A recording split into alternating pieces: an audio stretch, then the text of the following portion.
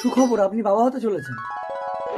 সুমনা, আজ থেকে তুমি কোনো কাজ করবে না, ঘরের সমস্ত কাজ করে দিয়ে আমি অফিসে যাব আর ভালো ভালো ফল মিষ্টি আনবো, তুমি খাবে। দাদা, কিরে বোন, পেটে বাচ্চা নিয়ে তুই স্বামীর বাড়ি থেকে চলে আসলি কেন? স্বামী আমাকে মেরে ঘর থেকে ঠিক আছে, তোকে আর যেতে হবে না, তোর বৌদি মা হতে চলেছে, ঘরের কোনো কাজ করতে পারবে না, তুই ঘরের সব কাজ করবি আর তোর বৌদিকে লক্ষ্য রাখবি। আমি অফিসে যাচ্ছি।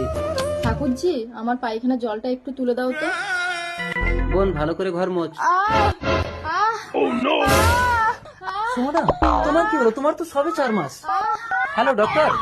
এর অবস্থা তো বেশি সিরিয়াস। ডাক্তারবাবু তাড়াতাড়ি আসুন, আমার স্ত্রীকে একটু দেখুন। দাদা, আমার ছেলে হয়েছে। সরি, আপনার স্ত্রীর গর্ভপাত হয়ে গেছে, আর জ্ঞান ফিরে যদি বাচ্চা না পায় তাহলে কিন্তু কোমায় চলে যেতে পারে। দাদা, বোন, তোর বাচ্চাটা দিবি? বোন, তোর পায়ে পড়ছে, তুই আমার বউকে বাঁচা। আমার এই তো বাচ্চা। তোমার বাচ্চা সুমনা। তোমার বোনের কি হলো গো? আমার বোনের বাচ্চাটা মারা গেছে সুমনা। ওই ডাইনি যেন আমার ছেলের গায়ে একদম হাত না দেয় বলে দিচ্ছি।